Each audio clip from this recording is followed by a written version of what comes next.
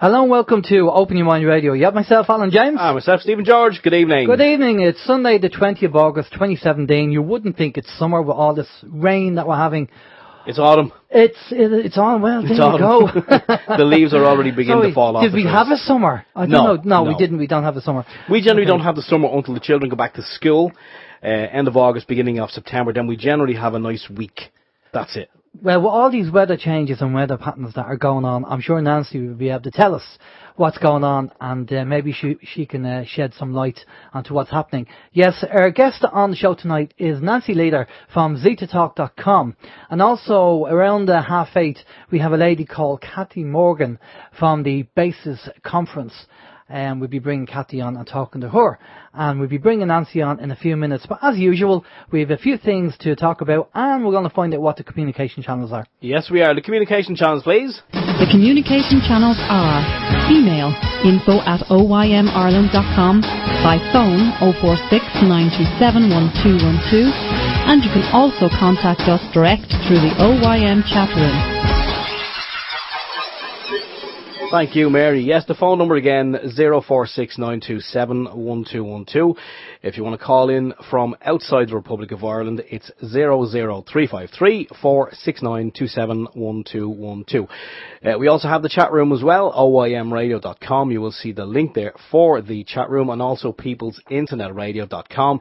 A big hi to everyone who's already in the chat rooms, and we're going to be monitoring those rooms for your questions also. We also have the phone service if you wish to. Oh, sorry, we've done the phone service. Yeah. Sorry, no. Let's go back. We have the anti-social media. There we go, anti-social media, which is the Facebook. We have that as well. If you want to be our buddy or our friend, you can like us and poke us and all those sort of nonsense. We have Twitter as well. We also have the email. The email address is info@oymradio.com. If you'd like to drop us a quick email, even if it's a one-line email, just to say hi, let us know where you're listening from. We always love to get those kind of emails. What else we got on the website as well? Last thing, we have the TuneIn Radio application for your smartphone or your iPhone. You can stick that on and listen to us in glorious Technicolor 24 hours a day. Alan. Brilliant stuff. Okay, and I'm starting off this time. Yes, it's not back to me. Okay, not back to you. Okay, just a couple of announcements on things that are going on before we get into some information.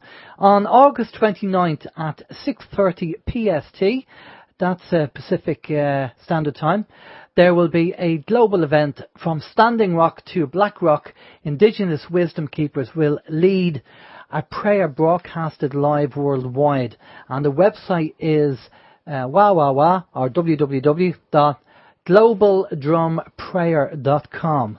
That's globaldrumprayer.com. So we want to be involved in that global event at Standing Rock. You can pop over there and you can have a look at that. Also, Richard Cumbers from the Pain Genie guys, the team, is doing training in Birmingham Buddhist Centre on the 8th and 9th of September 2017. Level 2 will be on October 20th to 21st. Non-surgical facelift October 22nd. So if you are interested in doing any training on the Pain Genie Level 1 or Level 2 and you're near Birmingham, then that's where it'll be. I'm sure if you pop over to paingenie.com, the website, and if you want to check out the details there if you want to go along, by all means do, and give a mention that you heard it on OYM, and you might even get a discount. You never know. You might even get a free facelift. There you go. Steve. Yes, we have some information here from presscore.ca. And it says, all you need is a litre of water, any kind of water to be exact, whether it's river, rain, seawater, or even Japanese tea. Gene Packs unveil a car that runs on water in the western Japanese city of Osaka.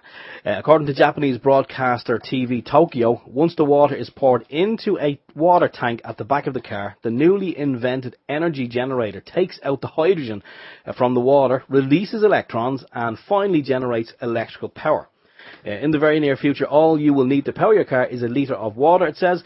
Again, whether it's rainwater, river water, seawater, Japanese tea, it doesn't matter. Japan Clean Energy Technology Company, Gene Packs, was perhaps the first to I need to put my teeth in as well. Do you want to lend my teeth? Because yes, I had to please, do it. please. Okay, we'll try it again. GenePax was perhaps the first to demonstrate how it is possible to fuel a car using nothing but water. The main characteristic of this car is that no external input is needed.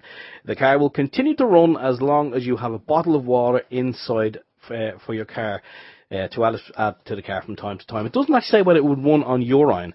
That would be taken to pee. Yeah, but that would be fantastic, wouldn't it? It would, yeah. It's still a liquid, so it is a liquid, and it's water in the liquid. Highly percentage of water. Now, yeah. Sorry, go ahead. I was going to say. I mean, this is great reading this, but I mean, you and I both know, because we've heard this before, and I looked it up before we came on, and back in 1978, Jack Nicholson was driving around. There's a video of it somewhere. If you look up YouTube, there is actually a video of Jack Nicholson driving one of the very first hydrogen powered cars. So I mean, it's the technology is not that new, but I think when Jack Nicholson was doing it, I suspect that the technology was probably bought up at that time. The patents were probably bought up and shelved, because obviously the oil companies don't want people using a car that runs on water. But obviously it's coming out into the public domain again. So I would be very surprised if we will ever see a car running on water. I reckon it'll be bought up, and that'll be it. I'll have to show you the website. It is coming out. Stanley Meyer was the chap who did it in the late 80s, and they killed him. They poisoned him, right? But it was H2O. They were splitting the H and the O, and the hydrogen and the oxygen. Yeah. And that's how it's working. That's how this new car works as well. I'll show you the pictures. They're actually producing it. It's not as if they're not going to stop this. I'd find it very hard for them to stop this. Really? Yeah, because everybody's doing it. It's not just one company. There's loads of people getting involved in it now. So the floodgates have opened, and so that has to be done. Anyway. So if you want to play the podcast back and go over and find that company and have a look at these cars, they look very well, I have to say. Well, okay, shell2c.com on the website there, they're saying that the gas valued at 420 billion off the west coast of Ireland, while Fianna Fáil speeds up towards the IMF. It said 420 billion worth of natural gas off the coast of Ireland, all of which has been given for free to the Royal Dutch Shell, Statoil, Exxon Mobil. Ministers Ray Burke, we've heard about Ray Burke in the 70s, a dodgy dealer, and Bertie O'Hearn, we know him, changed Irish law in 1987 and 1992 so that multinational oil companies could own 100% of the oil and gas they find under Irish waters, pay no royalties on it, can write off 100% of their costs against tax, even costs incurred in other countries, have profits taxed at 25% compared to an international average of 68% for oil-producing countries, can export the oil or gas outside Ireland, can sell to Bord Gáis at full market rates. Green Party Minister Eamon Ryan has continued to issue licences to multinationals on these terms. I mean, serious guys, what have the elite on these two, Ray Burke and Bertie O'Hearn, that they went and did this? How nasty have they done something? I mean, we can only speculate, obviously. But, I mean, why would you go and do this? It's unbelievable that they would do this. They changed the law to give away our resources. Imagine what we could do in Ireland with 420 billion of money. What could we do in the country? Unbelievable what our politicians get up to. And to be honest with you guys, that's why I don't vote. I don't vote anymore. I deregister because it's all a scam. If you think voting changes anything, then we would have changed the world a long time ago, but it's been the same since the formation of the state in 1922. Tweedledum, Tweedledee, get in, the same thing, and they give us this pretense, that voting is going to make a difference. Look back in history. It doesn't make a difference. So why bother? Anyway, that's what my take is, my little rant on voting. Calm down. Calm down. Give me a Xanax, as they say. How's your week? Yeah, my week's fine. I won't be having any rants or outbursts like that one. what will I say? Yeah, we had some naturalnews.com is a website I frequent from time to time because they always have some good information. It's just information. I'm not saying I believe it, but sometimes there's a little nuggets of information on there just to kind of make you go and question what you may be eating or putting into your body. One of them is this is to do with Amazon. Amazon, the multinational company who offer you everything from A to Z. Hence her name, Amazon. Well, they're going to be offering, it seems, in the future, microwaved dead foods. Basically what it's going to be. It's going to be, like foods will normally last for a specific amount of time. Well, what they're going to do with a lot of the foods, they're going to obviously package them. They're going to submerge them in water, in hot water, and hit them with 915 megahertz microwave. They call it MATS, M-A-T-S, microwave assisted thermal sterilization. And basically what it does, it renders the food sterile. So everything, nutrition and everything is killed off in the food. So they reckon it will increase the shelf life of the foods for up to 12 months or so. So there's no proteins, nothing from it? Absolutely nothing. So when the consumer buys this food, and I'm sure people will, it will be completely dead, so therefore people will not be getting the nutrition that they need from the food. So it goes on to say that because people aren't going to be getting the nutrition, then people are going to get sick.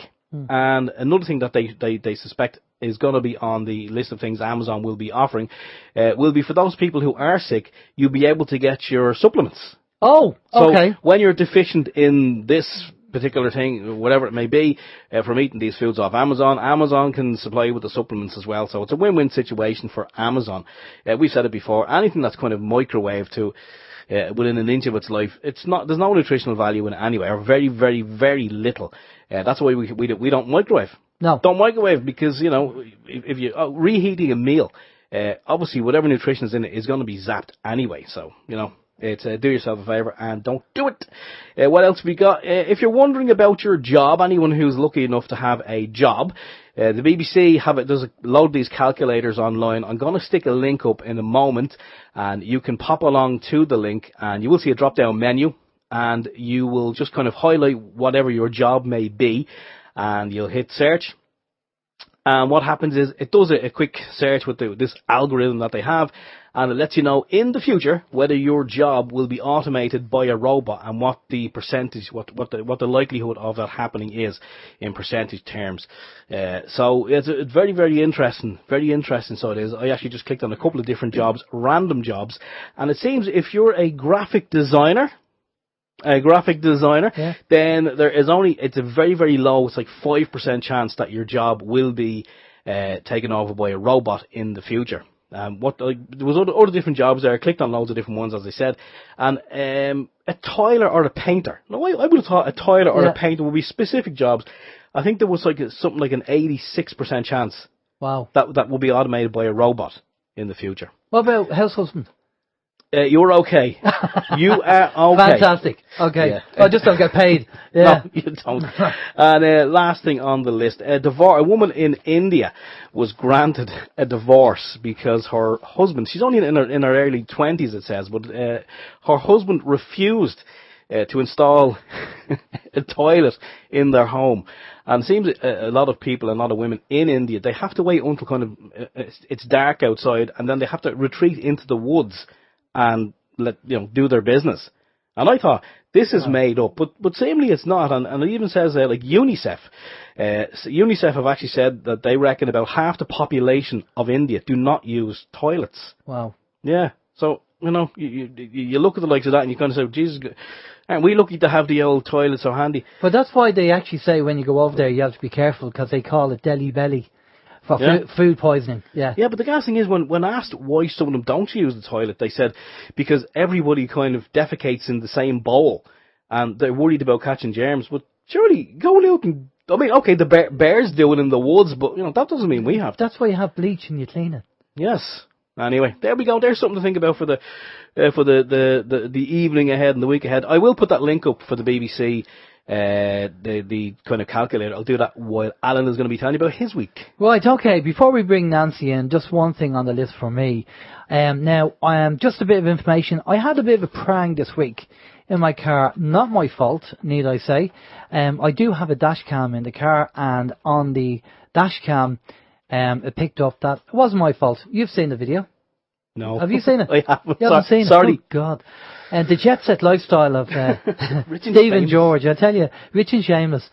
And it's basically just a tip for you, right? Number one, if you are going down a country road and the road is quite tight and there's no road markings on it, it doesn't matter whether you have a dash cam or the BBC crew there with cameras everywhere. It doesn't make any difference. You can't kind of shout and scream regarding liability because the road doesn't have any markings. Number two, the police were called, believe it or not, and that was the biggest mistake of all because they were a complete waste of space. If anything, they hindered getting things done rather than helped getting things done. And they just said, it's a small road, it's really designed for one car, no markings, so it doesn't matter whether you have a dash cam evidence to say that she was in the wrong. It was a woman driving a BMW. She wouldn't move over. I did, she didn't, and obviously if I moved over anymore, I would have been in the ditch, so I couldn't move over anymore, and she just kept going straight without moving over, and then hit my wing mirror, which then hit my driver's side window and smashed the window. Lucky enough, it shattered into all little bits as what it's designed to do. So, so my wing mirror and my driver's glasses busted, and her wing mirror was busted. But yeah, she didn't move over. You know, it was as simple as that. The kind of the story really to tell you is just be wary going down country roads. The moral of the story is going down country roads, just be careful because you can't claim liability because, you know, it's a country road with no markings. So just something to be aware of anyway. I'm in the process of getting that working. Yeah, just breaking news as well. We've just heard entertainer Jerry Lewis, one of Hollywood's most successful comedians, has died at age 91, according to a US media report. Okay, well, we had Bruce going as well. Yeah, didn't he do well? He do well. Well, when I was in London, I went to Play Your Cards Right. I went to the TV show, and I have to say, he was the ultimate entertainer. Yeah. Where we went to see Barrymore on, what did he do? The Price, Strike It Rich, Strike It Lucky. Strike It Lucky, yeah. We went to see Barrymore as well another time, and they normally have a warm-up comedian. So the warm-up comedian came in, warmed up the crowd, and the show started. Barrymore came out, he did his bit, went off, didn't even stay behind for the after-show party, he went straight home, where Brucey came out and he did the warm-up with the audience. And then he said, right, okay, I have to go, we have to get ready for the show. And then he walked off. He said, pretend, when you see me for the first time, pretend that's the first time you've seen me. So he was the ultimate showman. He did his own warm-up, and he brought people out and had a laugh with them. So, I mean, what an entertainer, 89 years old, you know.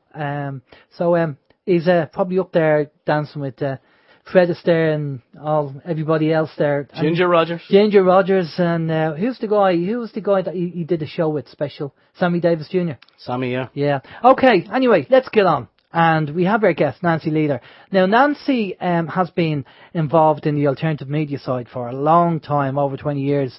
And she puts a report out every week on the zetatalk.com website with loads of information. And it's quite poignant having Nancy on the show tonight because we have the Eclipse tomorrow night. But we also want to talk about Planet X as well. So before we bring Nancy in, Steve's going to read out her bio so you all know who Nancy is.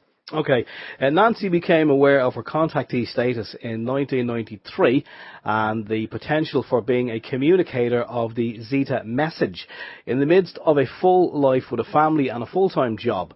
As a contactee, Nancy participated in the hybrid program and met one of her hybrid children. In preparation for her communicator role, Nancy was given life form introductions and introduced to MJ12 at an early age.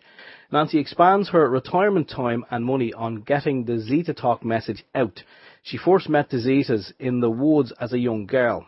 There she gardened, saved seed, raised chickens and tried to be an example of how people should prepare for the coming changes. As the Zeta Talk message is threatening to the establishment who fear the populace will panic, Nancy deals with a lot of the flack. Nancy began producing the Zeta report, which are video clips on the internet, and she also does a weekly newsletter on zetatalk.com. The inbound Planet X was sighted at the coordinates given by the Zetas in early 2001, imaged with infrared twice in January 2002, tracked by CCD images in the late 2002 to early 2003, and thereafter photographed by amateur astronomers around the world. That a middle-aged woman with a high school degree who does not even know which end of a telescope to look into could pinpoint the RA and deck of the brown dwarf planet X is astonishing and speaks to the validity of Zeta Talk. Due to international interest in Zeta Talk, Nancy assists with providing translations into almost 24 different languages available to the public. Mirror sites have been established around the world to ensure outreach. Brilliant. Good afternoon, Nancy. How are you doing? Oh, I'm ready to go. Excellent stuff. Listen, before we start, I'll have to say, I have to compliment you on your timing.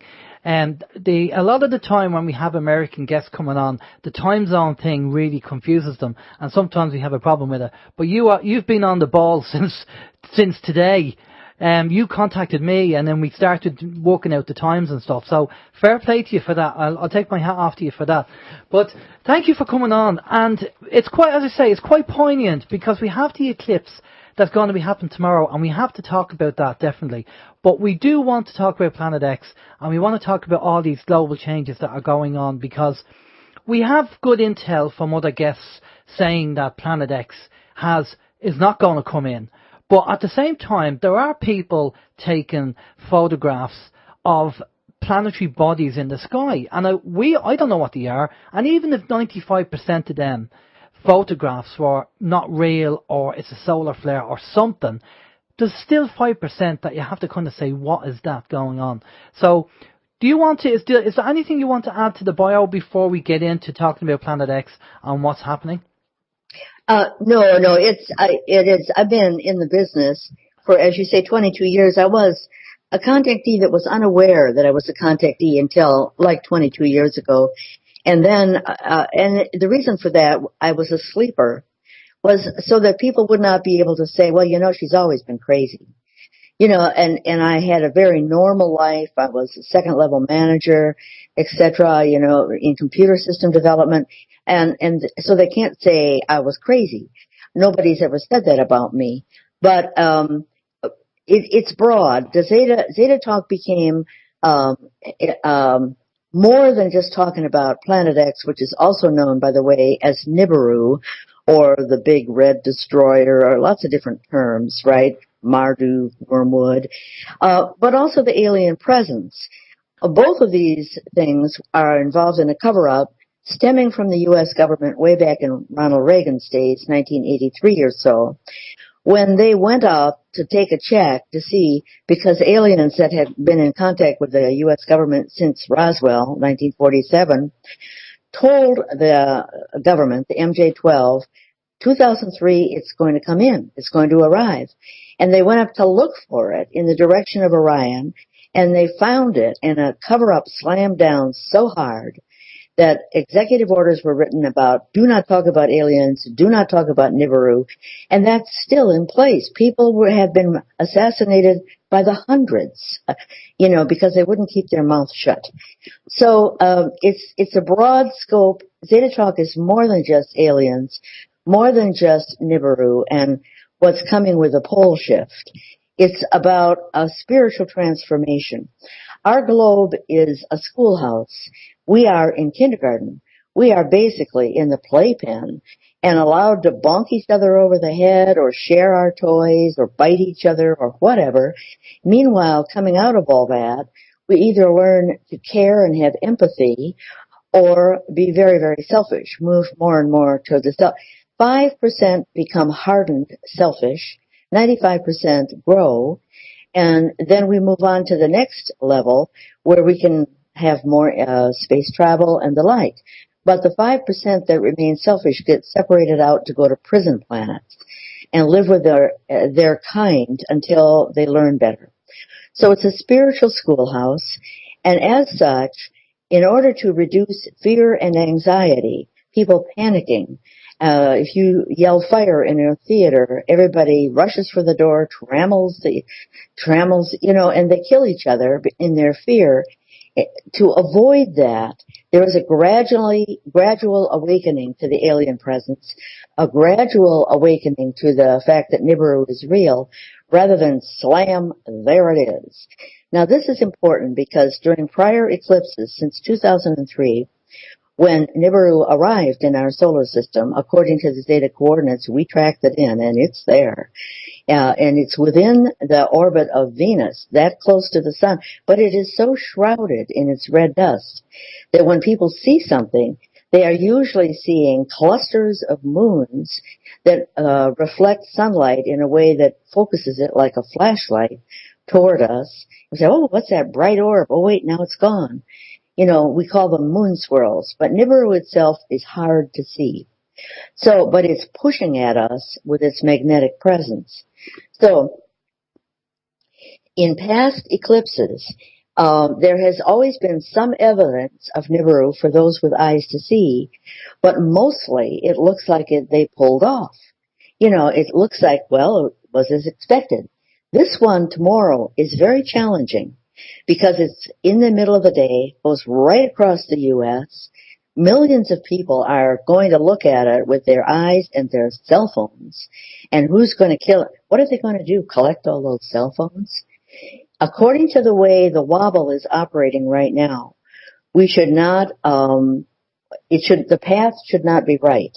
People in totality should not have totality. Somewhere else, usually a little south of that path, there would be totality. But, the Council of Worlds, who is our big school administrators, has been known to push the moon, push the earth, and believe me, that's nothing for these guys, because we're just kindergarten. Our schoolhouse is to be maintained. It's not going to be destroyed, so I expect something to happen, something to reveal the presence of Nibiru, but just what that will be, I don't know. So I've been rattling on, and I'll let you guys jump in with your questions. That's okay. Well, let's take a step back first. Well, let's talk about the Zetas. Now, you said that before we went live, which is brilliant that you can do this, that you can tune in to the Zetas, and if there's any questions that our users have to ask the Zetas directly, you'll be able to do that for us. Yes, correct. Okay, that's brilliant. If I'm sure we'll have a few questions. Now, obviously you're in communication with the Zetas, and you have to ask, I said to you before the show, there is something from the past which I want to mention and kind of get that out of the way. You're in communication with the Zetas, you have an implant inside you, and they obviously gave you the wrong information in the early 2000s, and you did the credit card thing and you spent a lot of money on the credit cards, and then all of a sudden you realised that actually, it's not going to come in and it's not going to be the end of the world, and now I have to pay all the credit cards back. How can you trust the Zetas if they've given you the misinformation? It's war. I went to war, and I have no illusions about combat. I took one for the team. Basically, they said it's going to come in 2003, and they gave these precise coordinates, and it did. And then they said that the pole shift or the passage of Nibiru will happen, quote, shortly after May 15th, 2003. Well, what do aliens mean by shortly after? They never clarified that. And they actually told MJ-12, the government, that too, because George Bush, rushed into Iraq, with troops, etc., in April, just ahead of May 15th. And the reason he did that was he expected chaos, and he wanted to be sitting on all the oil fields with U.S. troops. So they admitted afterwards that wasn't correct. Yes, it came in 2003, but a passage after. Now, we don't know if it got slowed down. It might have gotten slowed down, or because the Council of Worlds can do that. They can slow things down, speed things up. Edgar Casey was asked in the past about what's going to happen in 2000 and 2001. Now, remember, this was back in, was it 1950s? And he said, when there is a pole shift. and talked about things happening in the South Sea and then, eruptions or whatever in the Mediterranean, and the like. When there is a pole shift, 2000 and 2001, well, he may have been giving the date at that time. We don't know. So a lot of things could have happened, but basically I accept that I took one for the team. I had to believe that. People were coming to my door. There was an Air Force officer who would show up. Just happened to be in the area.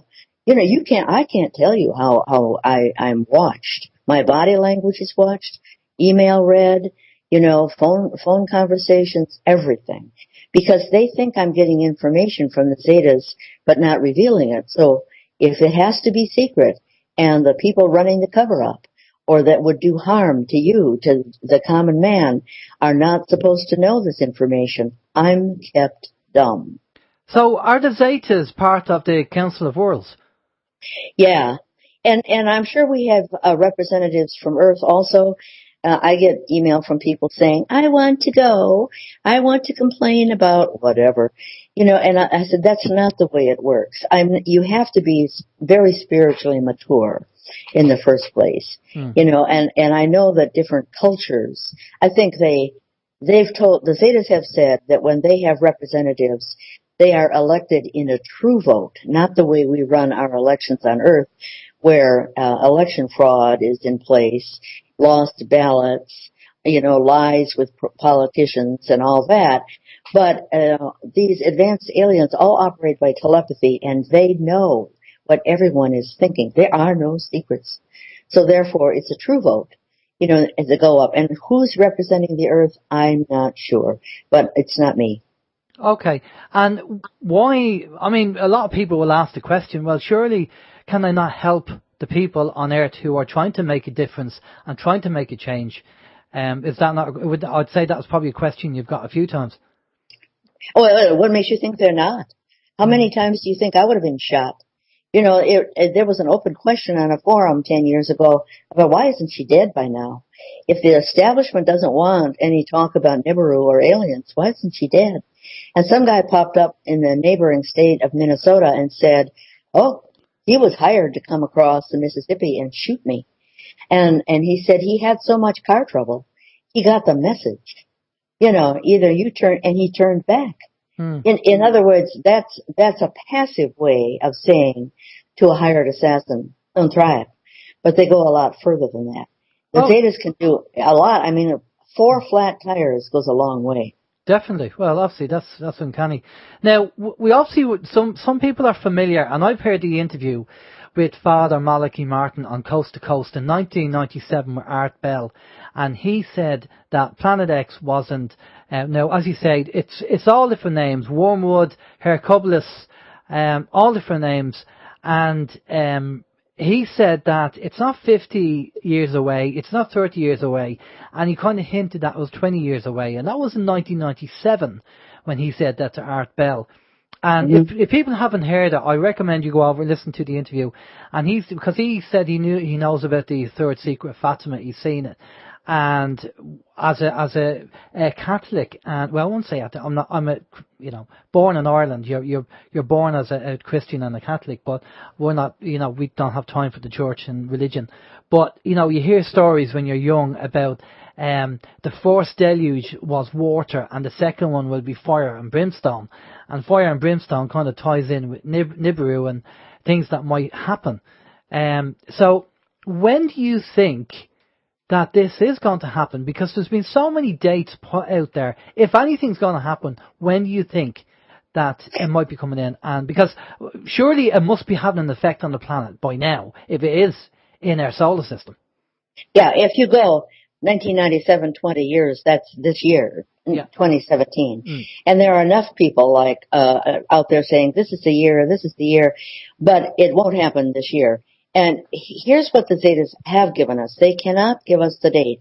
Apparently, that's forbidden because it would be misused by people who would take advantage, herd you into slave camps, promise you a safe place, take your money, and then drown you.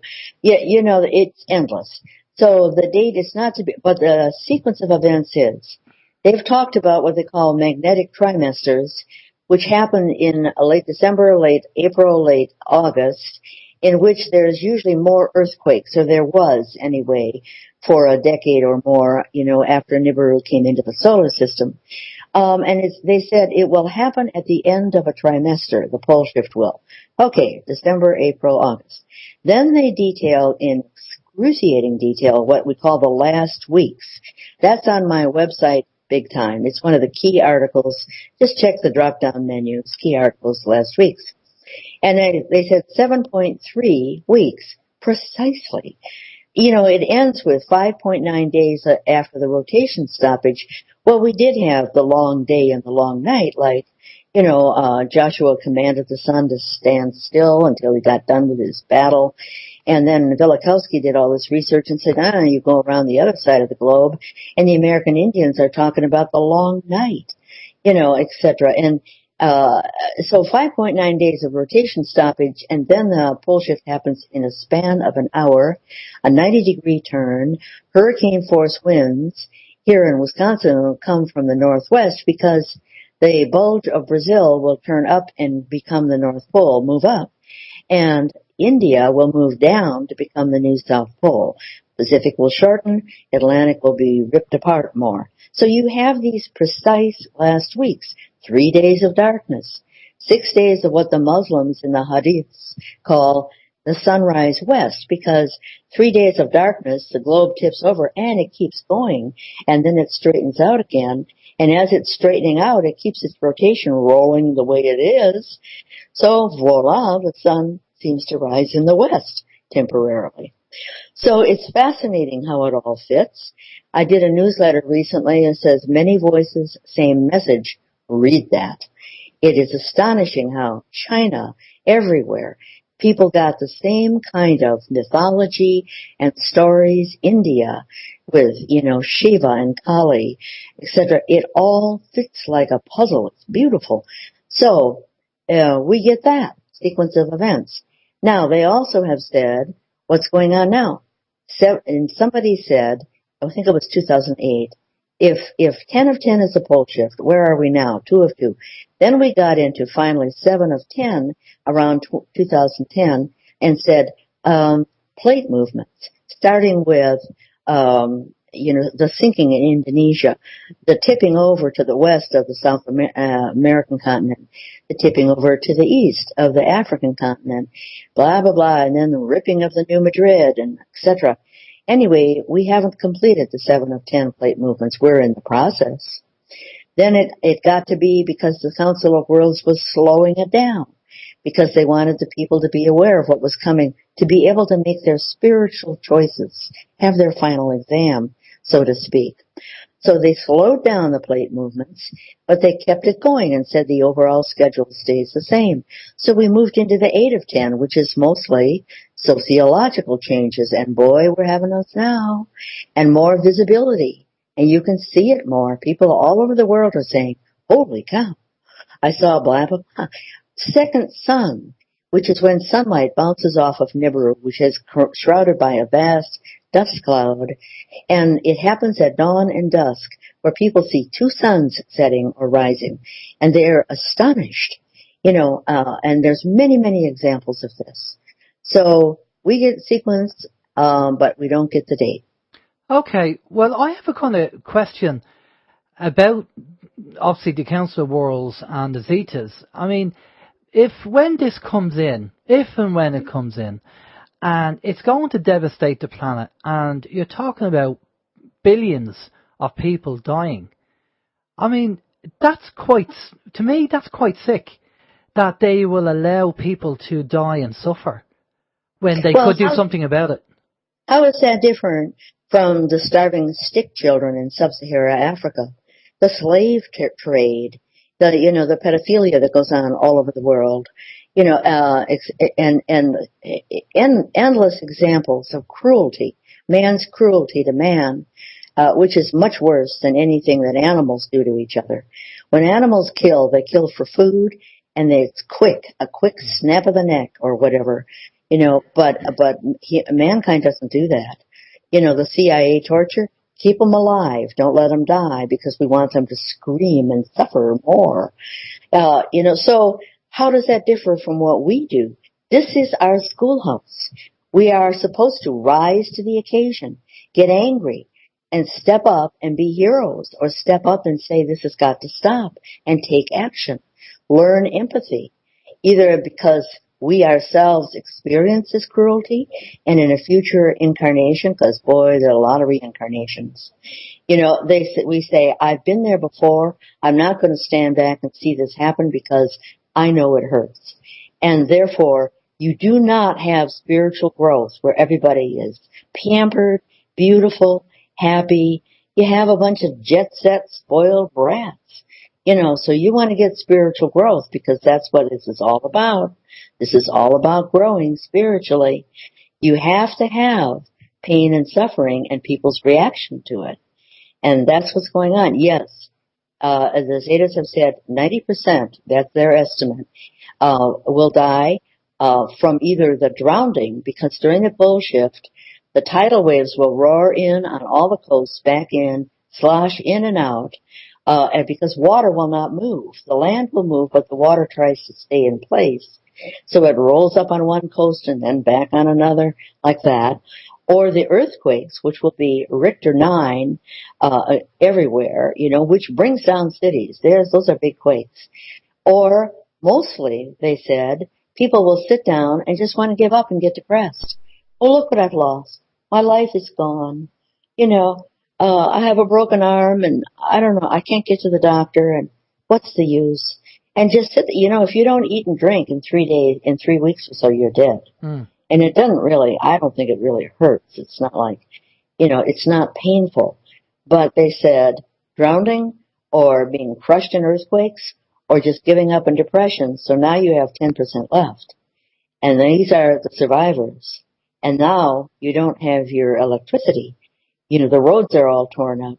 Anything that's gasoline or oil burned up, and exploded because pipelines burst.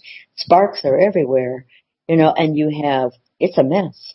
So I spend a lot of my time talking about eating bugs and weeds and duckweed and boiling your water to make sure that, the heavy metals are out as well as the parasites. And I'm not kidding. Think bare bones, naked and afraid. And you can in your vitamins, you get all your vitamins from bugs and weeds. I did a study on that. There's one of my interviews with Homeland Security about that. Listen to that, follow that, and take it seriously. Okay.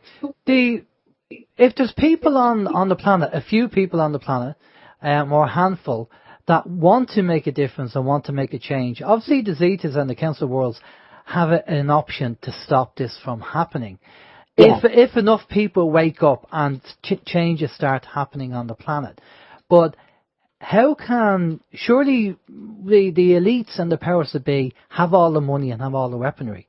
And, we do understand that as human beings, it's their problem and we have to solve it and fix it. We can't rely on any external force to do that. We have to do the cleanup and we have to sort it out, and we accept that.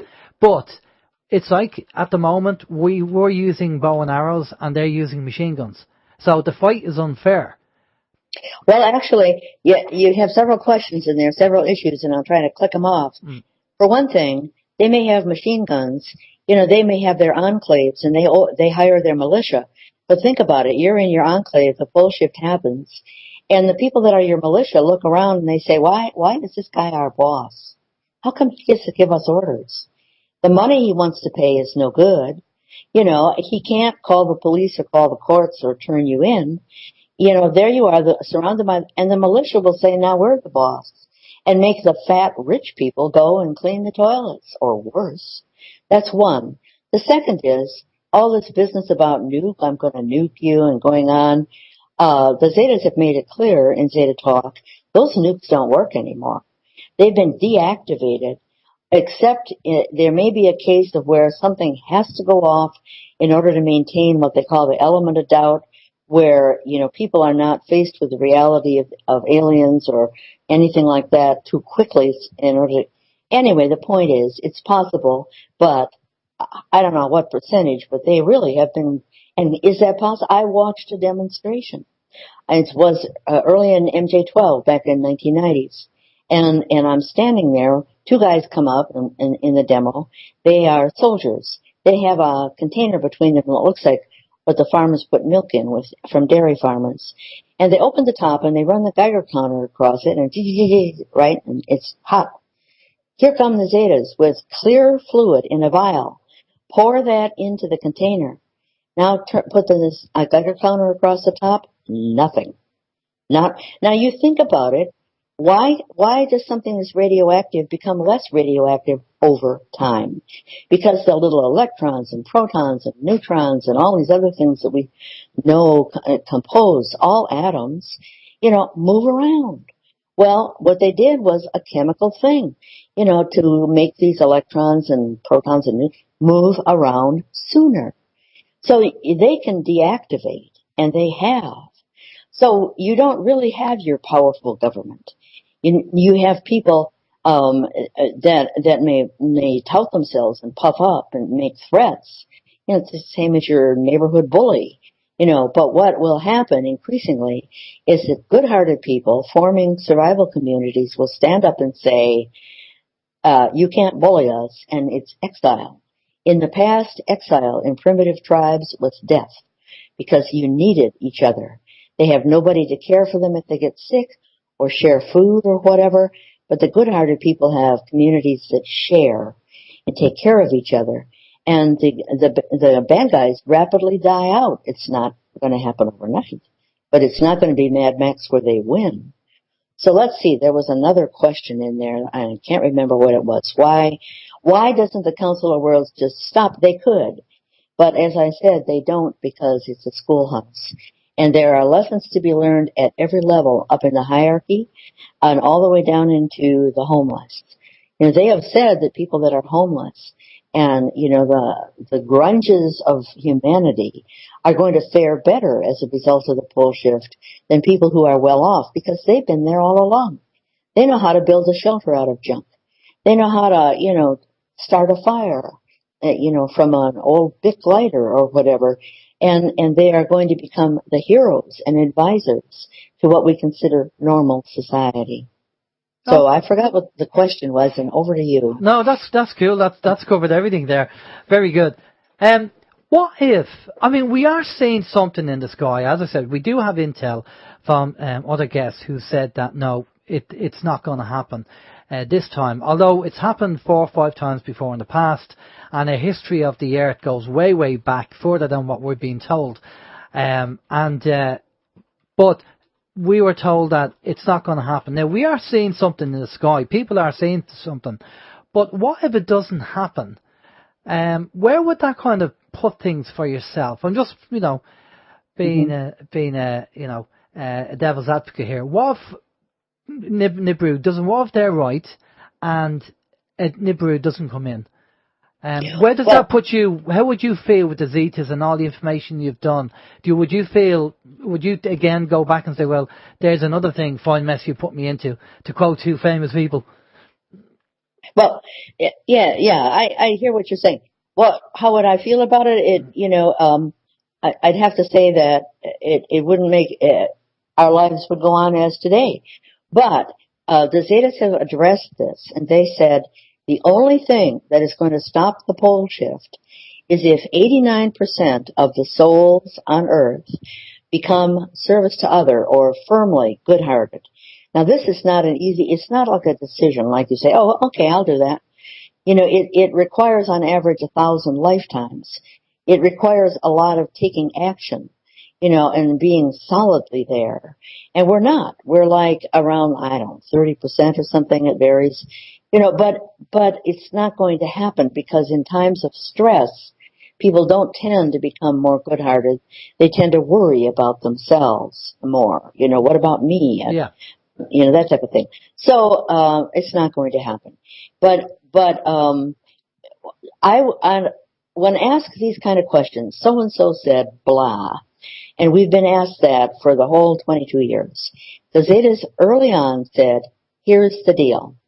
If these other parties that are making these statements or predictions have the accuracy track record that we do, then we'll respond to them and talk about them. Otherwise, why should you believe them? And the accuracy track record is a lot more than just, there's where Nibiru came in 2001, 2, and 3. They have hundreds, and people who have kept track of this stuff, just thousands of instances where they said something and then it happened. One is increased albinism, increased whirlpools, the plate movements that have gone on and are measurable. Just recently in South America, we had, something where the water receded from Brazil and Uruguay in the beaches there. That's right, yeah. Simultaneous to really high waves pounding in Chile, which is just across, the tail of South America. And the South America roll would absolutely cause that, where the top tips to the west, creating a void, it goes on and on. Yeah. And so what kind of accuracy track record does this guy, girl, whatever, who said, it's not going to happen, what kind of accuracy track record do they have? Okay, well, that's a good argument. That's fair play. It's a good argument. We are seeing a lot of air changes at the moment. Phuket in December 2004, where 200,000 people died when the sea went out and then came back in and killed a lot of people. Is that what the changes are at the moment? Is it because Nibiru is coming in that it's affecting the planet, and that's why we're seeing extreme weather conditions around the globe? Absolutely, and it's an Earth wobble, and it started up in 2004. It came into the inner solar system, and I myself saw it in March of 2003, and looked out, to the right of Orion and below that red star called Aldebaran or something like that, and there it was, pulsing away, and people all over the world saw it because they knew what the coordinates were. After that, it crossed over our orbit and became closer to the sun, so we couldn't see it in the night sky. We would see it in the day sky. But after that, it began to affect us because it turns its north pole toward us and is a huge planet. It's magnetic, 23 times as massive as Earth, about 5 times the diameter, and this is a big, massive magnet. Are you thinking of Aldebaran? Yeah, that was the planet. I looked out, and there was Orion, and then you have Aldebaran, and then below that, there was the spot we were supposed to look, and there it was. So it wasn't that reddish star. So I have all this on my website, and lots of reviews of this. You can go in and listen to videos, or listen to so yeah. It's just, my website is like the Smithsonian of information on this information. Well, I'll have to say that I do go over and I visit your newsletter, and you do follow up a lot of the information that you say and point to the evidence of what you're saying. You're not just saying it, you're pointing to the evidence to show that this is what I'm saying and here's the evidence to prove it. So you do back it up. Yeah. So we get our magnetic wobble, and it's pointing, and what it's doing is the magnetic North poles of magnets don't like to touch. They will not touch. Anyone, a little child trying to get 2 North Poles to touch, it's like, no matter how strong you are, it's not going to happen. So it shoves it away. Nibiru shoves our North Pole away, which is called a polar push, which is usually happening over the Pacific. So consequently, these lands to the north of it get more into the Arctic, more cold, and then it's a figure 8. If you're looking down from the sky at the North Pole, it looks like it forms a figure 8. And it tilts to the right, and then it tilts to the left, and then it kind of tries to settle itself and bounce back. Wait, time for another polar push. And so this is this is a challenge for the eclipse tomorrow. It should not be where the path was predicted. However, if the Council of Worlds decides they have to modulate, they could actually hold the Earth and say, don't wobble today. And that could happen. I don't know what's going to happen. Well, I'm glad you mentioned the eclipse. Before we go over to the questions, which Steve has a few questions there for you, do you want to talk about the eclipse and what you think is going to happen, and because obviously you have all your doom and gloomers on YouTube and on the internet saying it's the end of the world, blah blah blah blah blah. What's your take on it? What have you been told from the Zetas is going to happen? They will not tell me. I don't know, and the Zetas aren't saying.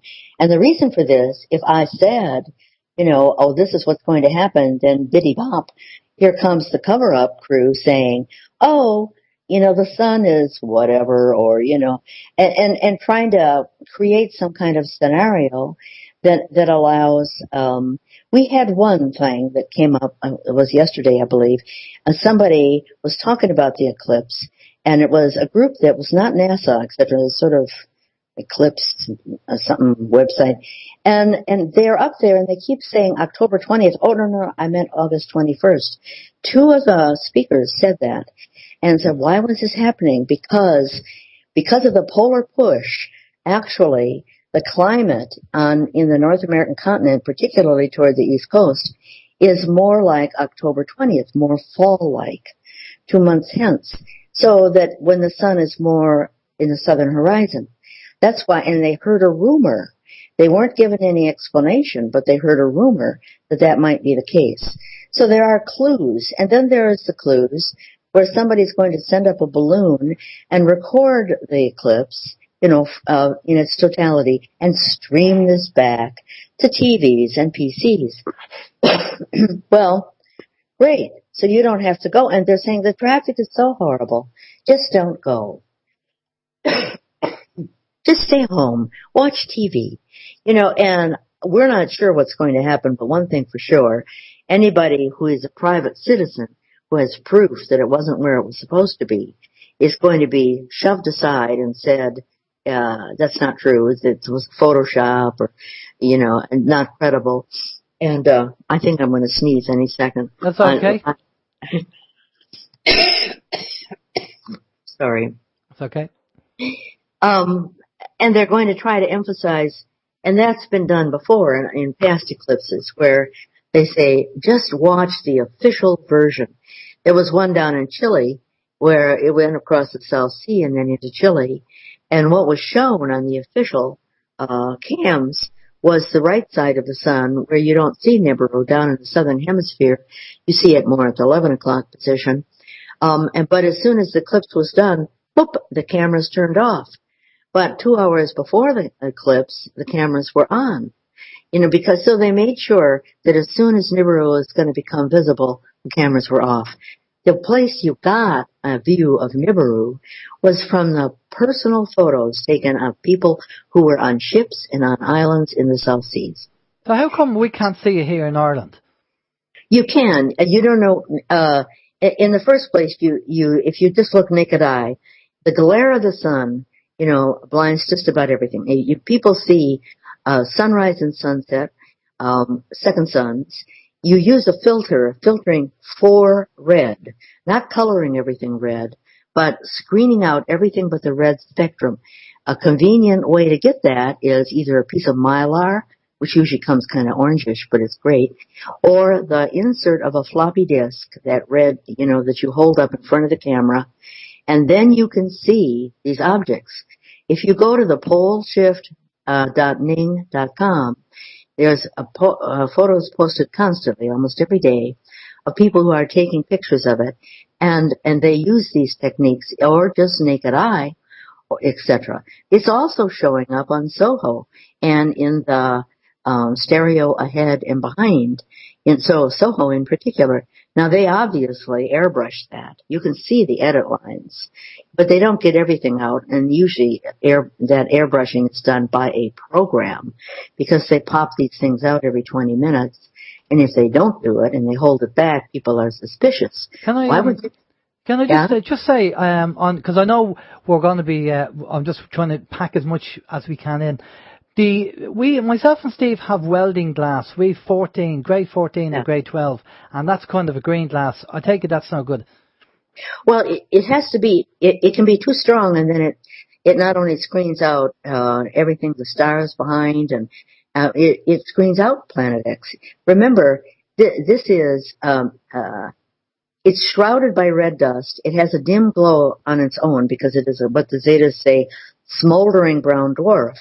but it is shrouded. Unless you have sunlight bouncing off of it to get the second sunrise and sunset, you often don't see it, but welder's lens, yes, you can actually screen it out. If you can't see stars with what you're holding up there, then you're likely not to see any evidence of Planet X. Okay, that's something to look into. Right, let's go off to the question. Steve. Okay, excuse me. We did have a question just straight in there from Chris, and he says, why can't we see Planet X at night? But I'm guessing you've already answered that, because obviously the sun is not going to be bouncing off it. Would that be right? That's correct. Okay. Well, it's next to the sun. It's between us and the sun, in that regard. In our view, it's next to the sun and kind of at the 4 o'clock position, and you go down the other side of the globe, southern hemisphere, it looks like it's at the 11 o'clock position. So yeah, if it's between us and the sun, then at night we're looking out into dark space and we've turned our back on it. Okay. Well, that might be an interesting one to try with the insert from the floppy disk, because I think anyone of a certain age will probably still have some lying around. I'm sure we do anyway. So we might actually try that if we ever get some sunshine. It generally doesn't shine very often here in Ireland, as you may be aware.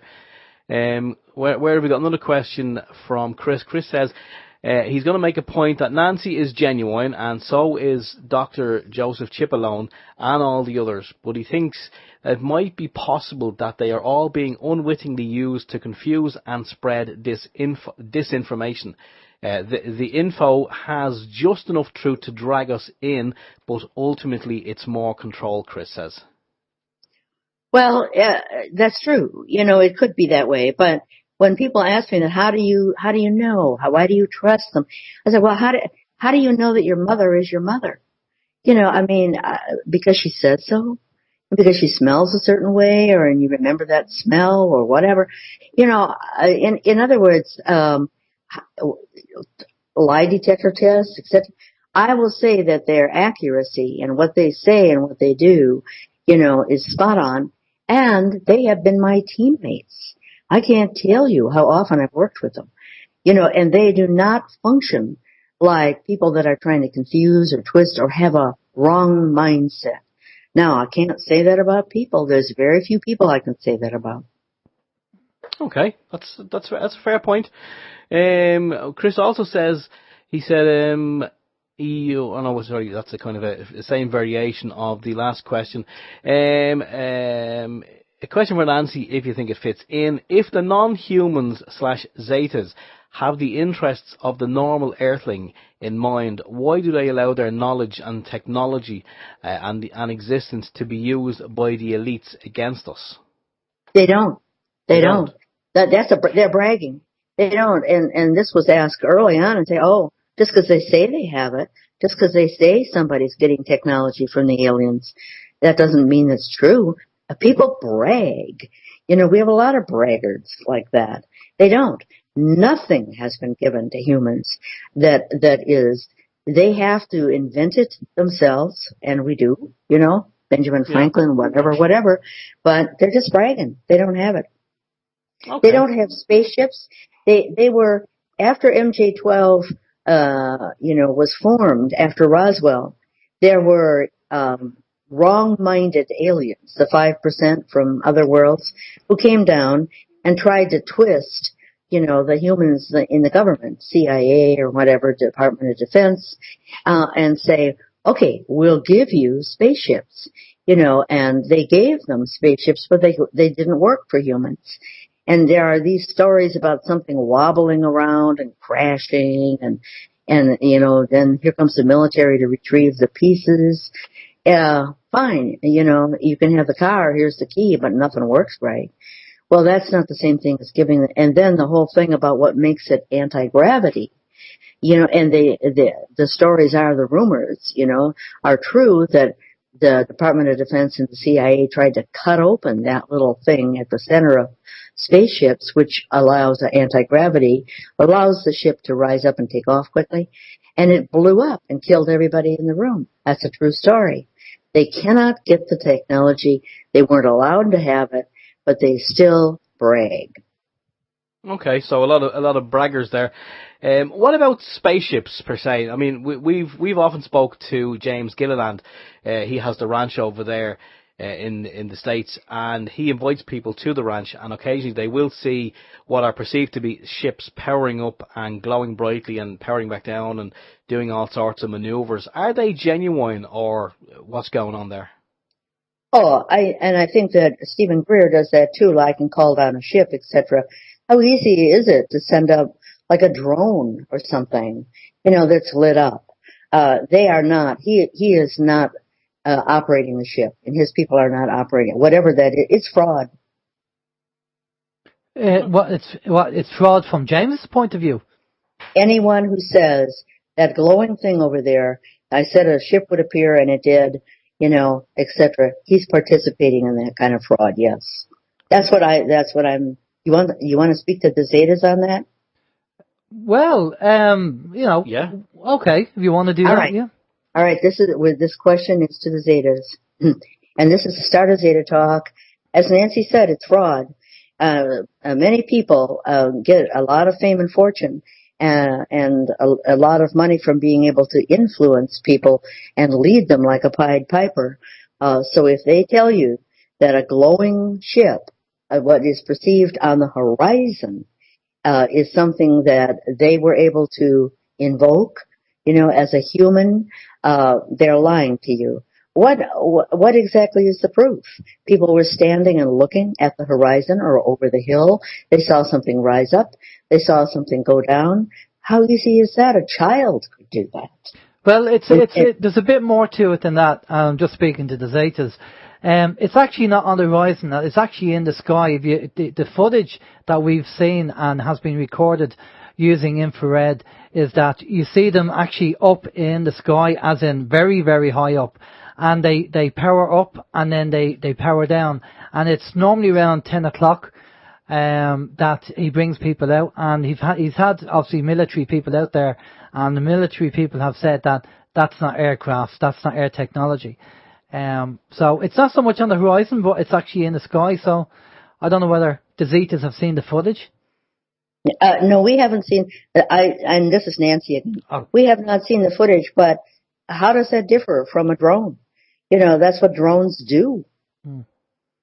Yeah, okay. Well, that's an interesting take. Okay. Do you have more questions there, Nancy? Yes, we do.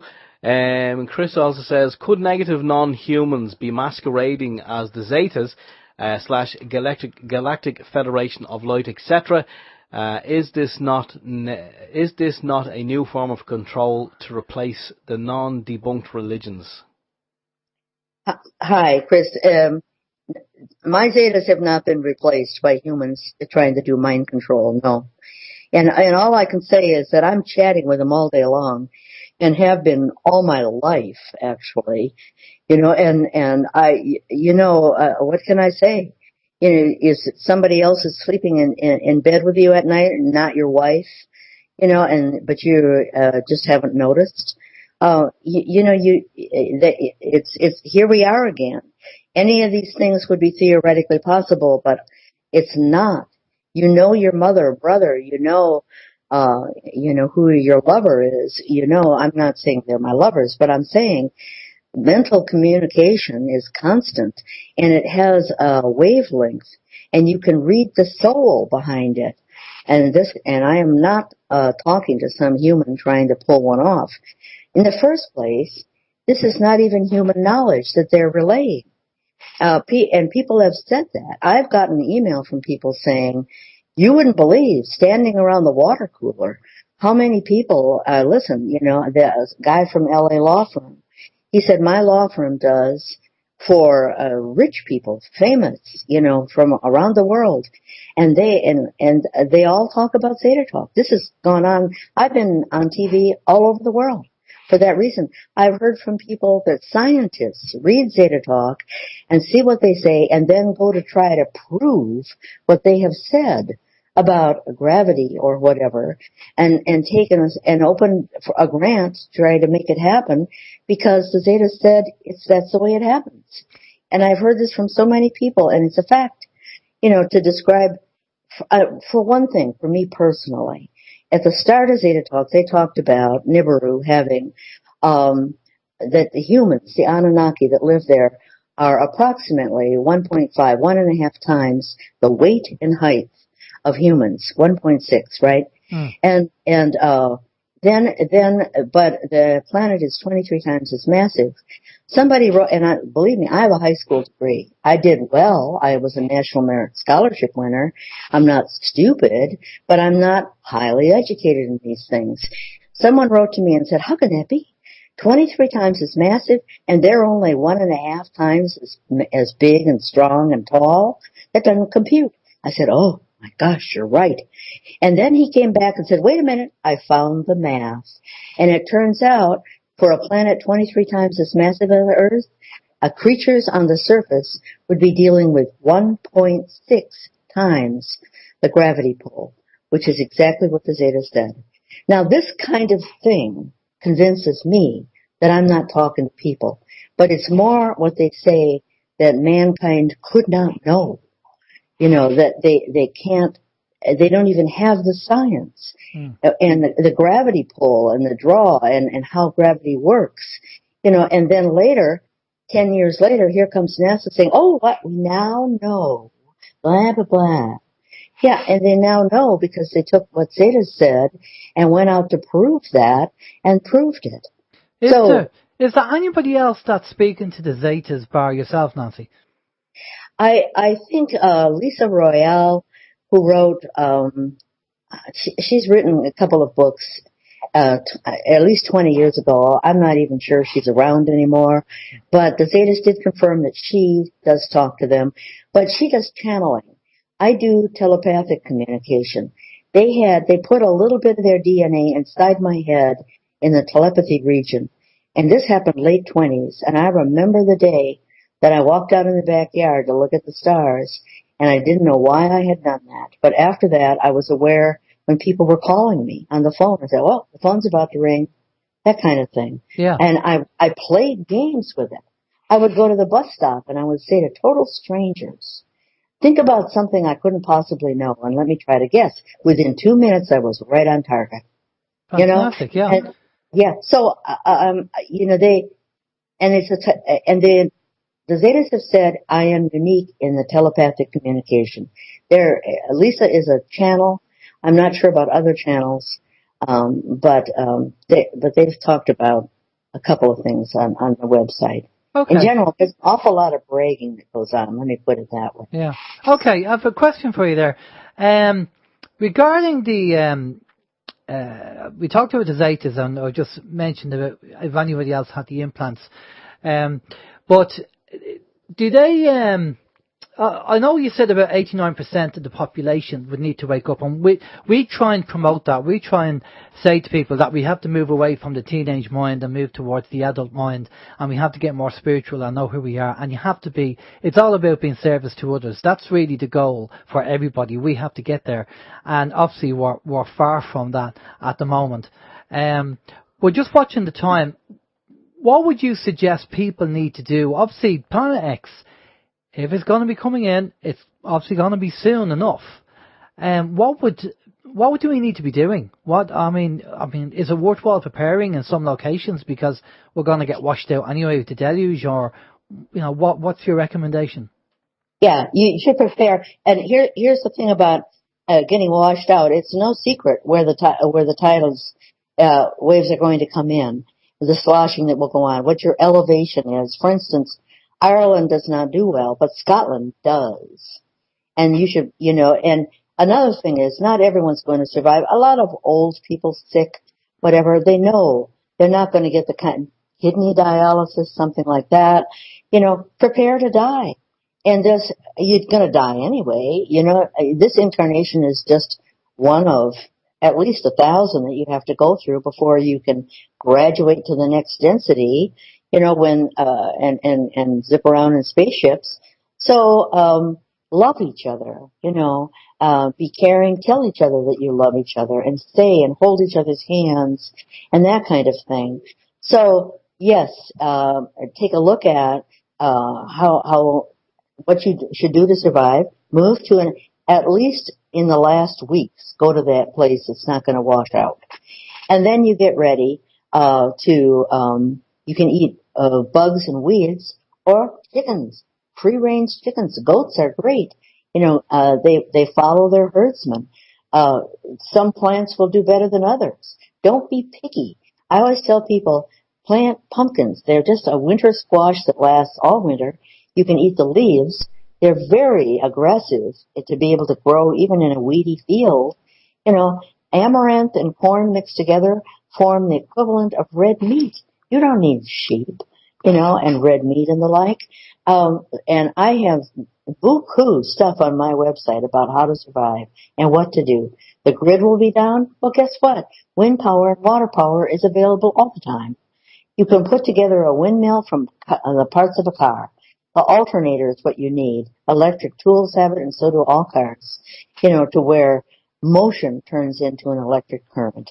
And the headlights of a car or truck, they take a long time to burn out. Direct current, you can even sit on a bike and pedal and generate electric current. Look into that. And remember, you don't have to punch a time clock.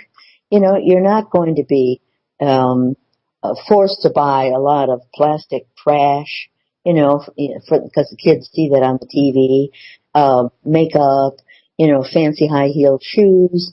I mean, what trivia, if you help someone and save their life, or help them feel better, or bandage a wound, or feed them chicken soup, that makes you feel good. Of course. And after all, that's what this is all about. You get your credits there. And as the Zetas say, love will have a blooming going into the pole shift, with the realization, those with deep love in their hearts realizing that in the end, love is the only thing that matters and lasts. No, that's okay. We agree we agree on that, and we say it enough on the radio show. We have we have about 10 minutes or so left. We have a couple of questions there, Steve. Yeah, I'm just wondering, the fact that the Zetas implanted some of their DNA into you, Nancy, would it be possible that they have, let's say, implanted some DNA into more people on the planet, maybe hundreds of thousands of people, and at some point maybe that DNA may wake up and people will all start having an experience where they'll have the same kind of information and knowledge and that you are privileged to, or is it just you? I mean, will they ever kind of, under like a disclosure project, will they ever show themselves to the world? I mean, because if 89% of us have to kind of wake up, or 80 to 89% of us have to wake up in order to save humanity or mankind, surely if there was, something, I mean, like Fatima, a lady allegedly appeared in Fatima, and that woke up Ireland as a country. 90% of Ireland, everyone was a believer. So I mean, if they were to kind of present themselves or show themselves, that would kind of fast track it, wouldn't it? Would it not? Yeah, let me give that to the Zetas. The question was, have we inserted our DNA into the telepathy center of more humans? And the answer is yes. But they have not become the communicators that Nancy is. Nancy has been a phenomenal success. She's highly organized, very intelligent, has a mechanical German mind, and we have had to backfill, from other teams in order to make sure that she's safe, that her communication routes are clear channels. The other people that we have implanted DNA, not in the hundreds, but perhaps in the dozens, are working and we would not reveal them, but in endeavors that will help all of mankind in the future. Enough said about that. So is it possible that there will be like a disclosure project with all people suddenly rising up and saying, I believe? Well, of course, a type of disclosure is being carried out all the time. In 2008, Nancy was asked how many people are contactees. 12,000 at that time. In 2016, 3.5 billion and rising. So more than half the populace of Earth, the humans on Earth, are already contactees, chatting away with aliens. They're aware of Nibiru. They're aware of the alien presence. They are aware that they've been lied to, and all this does really in the sociology that's going on today is means that your governments, your media is not being believed. They know they're being lied to, and they are turning them off and turning to the internet or meeting at night in group meetings of contactees for their truth. So this is a type of disclosure project. Thus, when more and more aliens are seen dashing through the woods or walking along a road, or after the pole shift, when so many people have had their world upside down, literally, they will accept gifts, from aliens walking up with gifts. We talked about a perpetual power battery. This is one where, no electricity, never mind. Plug into this thing and you'll have and it will never go dead. This is only for very good-hearted groups, not to be misused by bullies or those who are with nefarious purposes. But this is an example.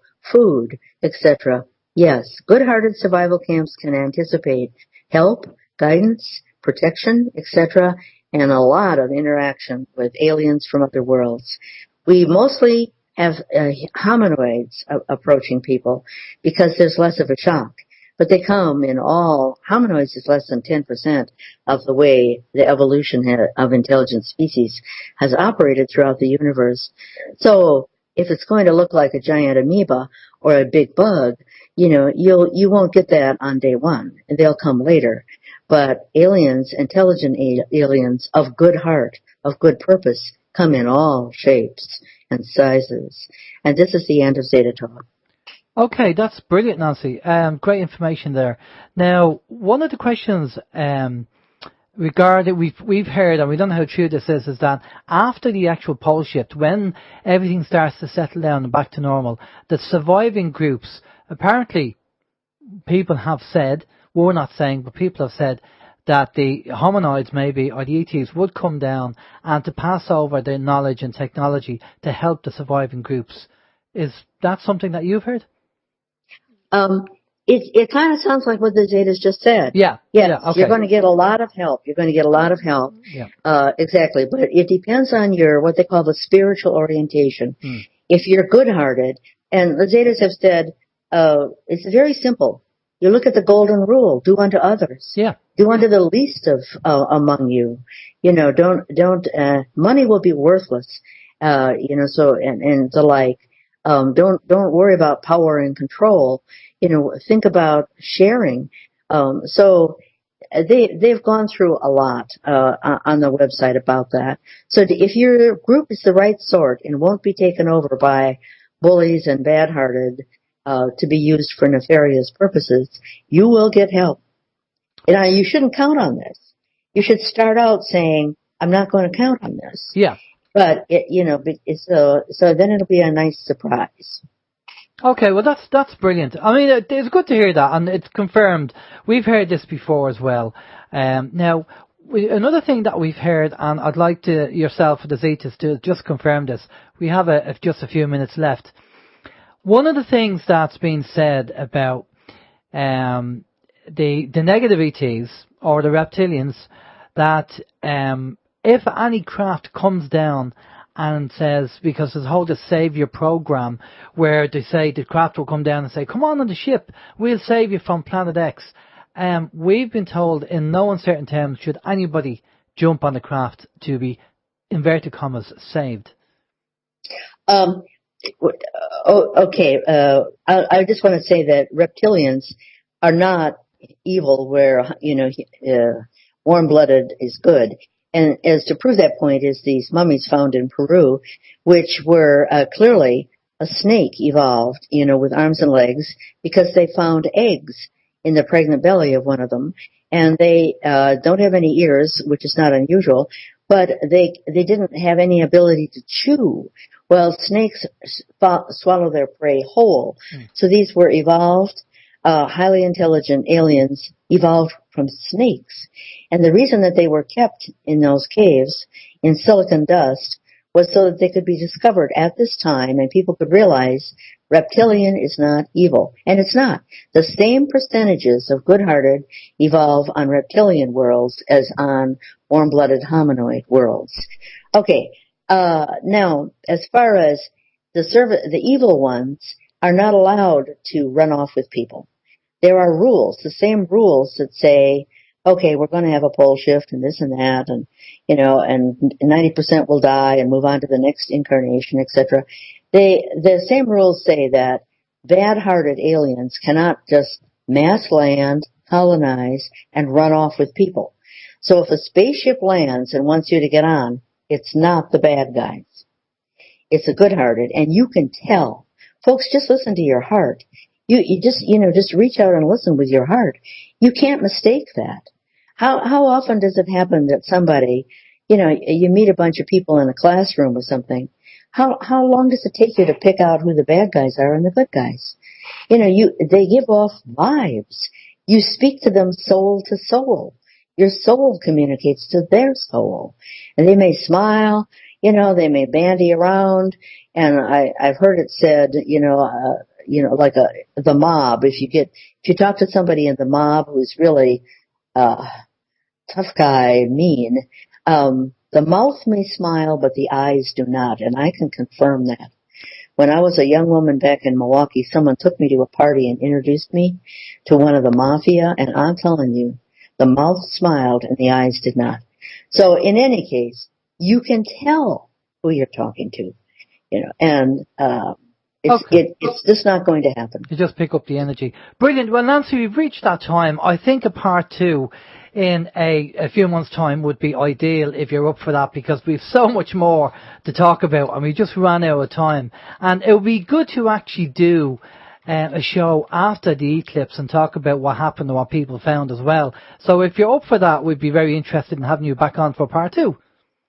Yeah, that would be great, and I hope I'll have the time. Depending on what comes out in the eclipse, I will surely put it in my newsletter for this coming week. Yeah, fantastic. As to what had happened. Yeah, but we can set a date after that, because I'm expecting to get mobbed. I was on American Heroes channel in TV, US TV, this last spring, and that got played in Italy, and now I guess it's on Netflix. So I've been on the TV in Sri Lanka, South Korea, Moscow, a couple times, etc. So that, and I'm expecting at some point when Nibiru becomes much more obvious to get so inundated. I have no idea what. I hope to be able to brush my teeth. Brilliant. Okay, well listen, we appreciate you coming on the show tonight. Sure. And telling us and giving us your knowledge. And for people interested, we're going to get your details now, but just make sure you cover the newsletter as well, because I know you do. You release it every Sunday. Steve, over to you for all the contact details for Nancy. Yeah, thanks very much, Nancy. Chris just said a final thing there, comment. Please thank Nancy for all of her honest answers, and yet we thank you and the Zetas as well for your honest answers here this evening. We do have your website, zetatalk.com. That's the link. We have it up there in the chat room for anyone who wants to go check that out. Are there any other links before you leave us that you want to throw out there for people to check out? It's Zetatalk, ZETATALK.com. We have 15 mirror sites around the world. The pole shift Ning, POLESHIFT .ning, NING.com, has a lot of people posting about earth changes, very dutifully. And those are the two that are the main. Now, my website has a menu bar across the top with drop-downs. And the drop-downs, etc., anything that you're looking for is like just one-off. Maybe not immediate, but then you'll go to a page that will give you a link that will get you there. Also, dedicated search engine works really great. It's and I use it all the time. And that's it. Okay. Brilliant stuff. Okay, Nancy, just stay with us there for a minute. We're just going to go off to a musical break, and we'll be back after this. This is Open Your Mind Radio on OYMradio.com and peoplesinternetradio.com. Okay, we're back. I did not choose a song for the interval. That was Alan's choice. The end of the world. I want to push out the fear porn. Push out the fear porn. It's the end of the world. Yeah, okay. Well, we're all going to die sometimes, so, that's the way we see it. Right, okay. Now, our next guest is a lady who's going to be at the BASIS conference in September. And we've asked Cathi to come on and tell us about her background and about what she's going to be talking about at the BASIS conference. Good evening, Cathi. How are you? Hi there, good evening. I'm great, thank you. Brilliant stuff. Right, Cathi, we've had a plethora of guests from the BASIS conference coming on the show and telling us all about the background and what they're going to be talking about. And the information's been fantastic. So, and I'm sure your background and what you're going to be talking about is also going to be brilliant. Before we get into what you're going to be talking about at the BASIS conference, can you tell us a bit about your background? Yeah, sure. Personally, my previous job was a web designer, a self-employed web designer, and prior to that I was a teacher at my local college. I was a college lecturer in IT, teaching Clayton, ECDL, because I'd done a music degree in popular music. It's very diverse, and ended up going where the funding was, really, with the IT, teaching that. After doing a PGCE. So, I've got a bit of an academic background, if you like. But my main career has been supporting, as a mother. That's been my career. And I kind of made a career out of it. I did home births and breastfeeding support groups, trained with a breastfeeding support organization voluntarily. So basically I'm the sort of person that if I run into difficulties and I solve them, I like to share the information with people, right, to help them out. So, so this was my life up until really I'd say 10 years ago when I started my research, which is the project that I'm going to be talking about at the BASIS conference, which is the mind control in the UK specifically. Okay, and are you talking about MK Ultra? Sure, yeah, this is basically my research has been finding links between MK Ultra and the UK, very specific links, as opposed to just kind of mentioning in passing, the UK stuff, but digging down into those connections. Right, okay, and you're based in the UK, are you? I'm actually living in Dingle. Dingle, oh, okay, right, fine, fair enough. Right, nice place down there. Now, tell us about what are you going to be talking about in the conference? What areas are you going to be covering? In the conference, I'm going to bring up the stuff that I've researched that links with Ireland, to emphasize the Irish aspects of my research as much as possible, because as I say, I've been following my own life. I discovered I was part of a program which was quite curious because the attention we received in this study was way more than the documentation. So this kind of sparked me to start looking into my family background and looking into the people running this survey, only to discover that we'd been moved as a family down within a couple of miles of the team that was doing the survey, and I found MK Ultra links in quite a lot of areas around my background, if you like. So, for example, MK Ultra got together in 1951 with Sir Henry Tizard and the CIA. Land and a couple of other guys, and they, at this Montreal meeting at the Ritz Hotel, they decided to share mind control research with each other, and this informed the work of Cameron and Donald Hebb, who did the sensory deprivation research. Now, interestingly, my consultant, when I went into hospital to have my baby, it was Peter Tizard's son that was running the neonatal unit. So I've got lots of these kind of interesting little extra things in my background, if you like. Okay, and what's the link between the mind control and Ireland, and what's going on there? What's so fascinating about that for you? Right. Well, as a historian myself, really now, which is what I do, I would say, first of all, say that this meeting There's a paper trail between that meeting and the sensory deprivation research and the Irish internees who in 1971 were subjected to the white noise hooding and apparently LSD as well. So that's one thing that I must, mention, because I think that's really important.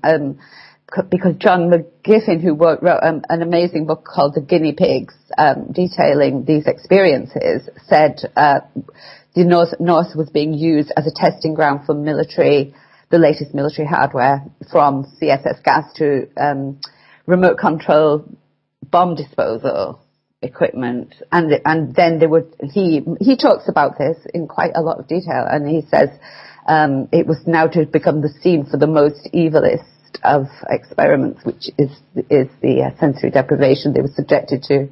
But can we just on the kind of mind control? Are we talking about on a wider scale for the manipulating the people of Ireland and in the UK? I mean, is this really what it boils down to? That this is all experiments to see if they can control and manipulate the population?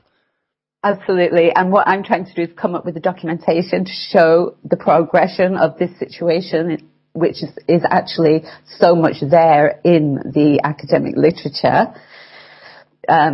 Now, I've mostly done the tracing of the actual details. It's all been around the UK, really, because, as I say, I've had to base it on my own situation. I knew that something had happened to me myself, and I knew if I dug in to my own life, I would find something. And this is, where it's led me. So, in a sense, I then will probably move forward to the 70s and detail my own experiences again at the festivals in England, which were the equivalent of the Woodstock festivals, in a sense, in which were much smaller, but they were again associated with MK Ultra figures in the alternative scene in England. So what you have in effect is the people I've been researching in the 50s.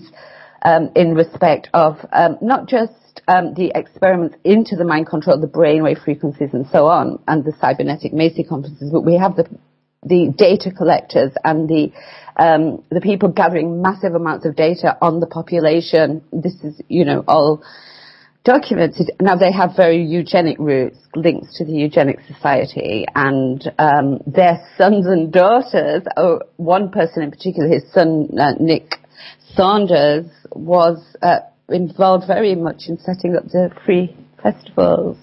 So I'm just trying to get my head around this. Why are they doing all this? What kind of control or manipulation are they trying to do on the people, and what have they done to affect us, to control us? Do you have any examples that you can talk to us about? Sure. Well, I have the that takes you into the area of speculation and opinion, which in a sense is actually extrapolating from the facts. Well, once you lay these facts down and you refer to them, you're kind of grounding yourself in reality, if you like, that a lot more people can relate to, and then you can extrapolate and talk about the control, the situation like we have today. For me, this is my way of communicating the dreadful extent of the control of the population. It's my way of saying to Joe Public, BBC programs are actual programs. Do you know what I mean? Yeah. Well, we do talk about the whole idea of spells and spelling and TV program, where it's spelled PROGRAMME, and you split that in, put a line in between the program and me, and you get program me. So we do talk about the wording and the spelling and TV license and lie to the senses and all that kind of stuff. What kind of everyday examples have you come across? Obviously, we're not going to go into what you're going to be talking about on the basis, because that's going to be a longer talk. But can you give us one or two examples of manipulation out of the research and work that they've done on the people? Absolutely. We've got J. Arthur Rank, who was major in running cinema for cinemas and producing movies for the population before television came into play. And there's UNESCO documentation where giving detailed instructions for observers to go into the Saturday morning club where they had 400,000 children to play about with, and with a team, there was a team of psychiatrists who arranged for certain image to be put on the screen at certain times so they could use infrared cameras to photograph the children's reactions, and also had observers amongst the children taking notes secretly, covering their torches with gauze, and I have the document for that gives all the instructions to those observers and details who was involved, and it details that these weren't known about, and we have the same group of people associated with both the Tavistock and the BBC. And what was the ultimate goal of this experiment? Well, I will extrapolate because the goal is it's open. They can do anything with this sort of information. They can then that can inform. I mean, on the surface of it, they didn't hide that they were programming children. They didn't hide, but they maintained that it was an ethical, moral education that they were trying to instill into them.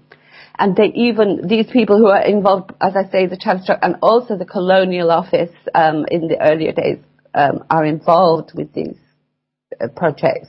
And they say also that comic books were specifically contained messages that they wish the children to internalize.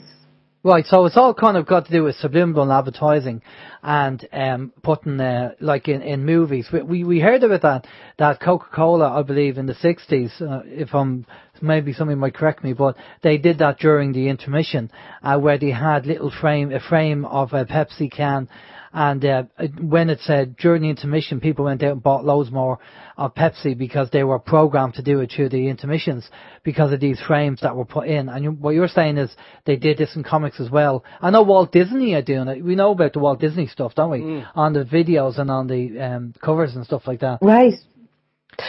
And I'm also saying that the people linked, that there's a small group of people really, and the same names keep coming up, and people in these groups are linked to MK Ultra and the Tavistock Institute. Yeah, well, Tavistock is well known for that stuff, and we've heard of the MK Ultra, and we've talked to one or two people who were involved in that. Stuart Strudlow was one of them that was involved in that, and they used him, and the things that they did to him to try and compartmentalize his brain, and the torture that he went through as a child. Was unbelievable. You wouldn't wish it on your worst enemy. But depends who your worst enemy is, really. But yeah, I mean, the mind control thing, and on the Irish society, are you saying that in Ireland, that the Irish government are well aware that there's MK Ultra mind control things going on today on the Irish population? I can't say that because, as I say, all my research that has been based in England, but I do, some of my work does demonstrate that the Western culture in itself is a mind control based phenomenon. It is a matrix, basically. I mean, this is clear when you look at the switch between where they were saying in the eugenic documentation that the masses were right for experimenting on and callously used the most vulnerable categories to experiment on, but all this experimentation was better to inform later control procedures, and this can be demonstrated. And then they actually didn't disappear after the war. They went underground and stated in their minutes that they're going to be practicing crypto-eugenics. Crypto-eugenics? So what's crypto-eugenics? They were going to deliberately hide their activities. So they've changed their name. The Eugenics Society became the Galton Foundation. Right. So okay. Well, I mean, obviously the manipulation of the people. This is kind of very George Orwell. They wanted to find out. Obviously, they were experimenting to find out how they could mass control the population to manipulate and control them and to dumb them down. For their New World Order goal. I assume that's really their ultimate aim, and they're still trying to do it now. Absolutely. And the reason that I do this research, apart from wanting to identify precisely what happened to myself, which is the main motivation, I also find that by sharing it, people in England who have heard of MK Ultra, but they've only heard about the American version because it's so well described on the internet. You can access Cathi O'Brien's experiences. You can access Ewan Cameron, people who sued the CIA. You can find out about the church hearings. But what I said, what about the UK?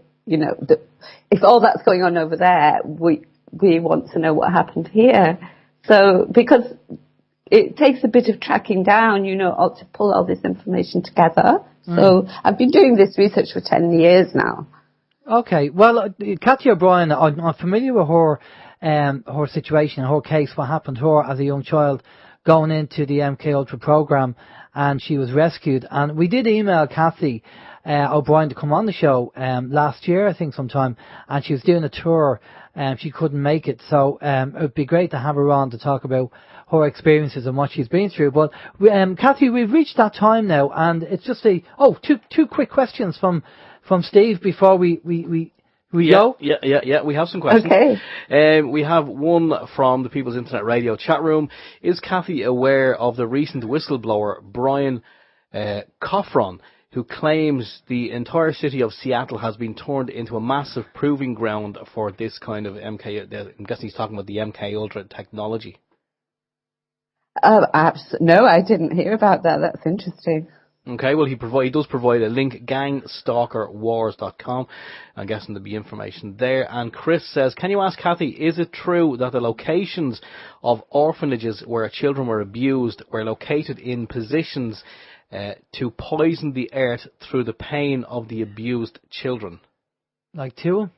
You're asking me that. I'm just laughing because I can say personally, and tragically, I'm coming across this type of association, and it wouldn't surprise me one little bit. But because I can't say factually, that I can document that. But it's looking like I've been in contact with someone from a children's home in England that's just broken as having been subjecting the children to MK Ultra-like experiments. Barbara O'Hare, who's been on the BBC and Channel 4 and Radio 4, now she tells me, and she's Irish, that two babies were being injected and used for experiments. So I'm going to follow that up. So, yeah. But that's all I know. They were used the nuns let the kids be experimented on for pharmaceutical drugs. That's been documented and proved.